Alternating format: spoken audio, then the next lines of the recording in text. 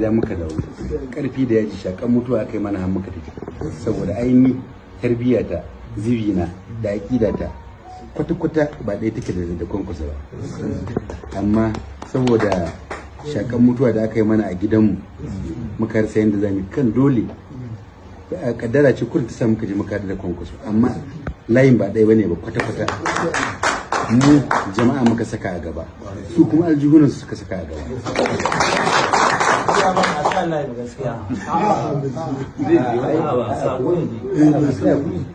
A lokacin da za a yi magana ma bai yi ba, idan magana za a yi muka yi magana ai akwai maganganun da muka yi su wala duk inda suka fita titi sai an yi musu intifada.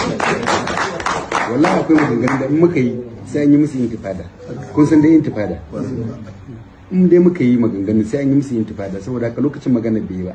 Amma yanzu dai kun zo na ji daɗi matuƙa, mu kulla amana.